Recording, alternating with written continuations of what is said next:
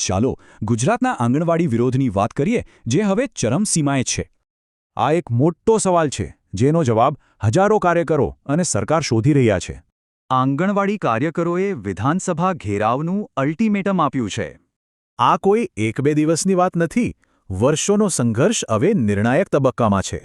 અને આ વિરોધનું નેતૃત્વ કરી રહી છે આંગણવાડી અને આશા વર્કર્સ બહેનો.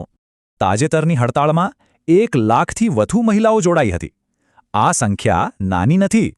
એમની માંગણીઓ વર્ષોથી એ જ છે: વધુ વેતન અને સરકારી કર્મચારીનો દરજ્જો. હવે આ આંદોલનમાં એક રાજકીય ટ્વિસ્ટ આવ્યો છે. આમ આદમી પાર્ટીએ આ કાર્યકરોને પોતાનું સંપૂર્ણ સમર્થન જાહેર કર્યું છે. આપ નેતા પ્રવીણ રામે કહ્યું છે કે આ મહિલાઓની માંગણીઓ એકદમ વાજબી છે. આ રાજકીય ટેકાથી વિરોધીઓનો જુસ્સો વધ્યો છે.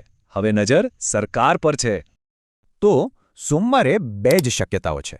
કાં તો સરકાર નિર્ણય લેશે, અથવા પછી થશે વિધાનસભાનો ઘેરાવ. શું થશે એ તો સોમવારે જ ખબર પડશે.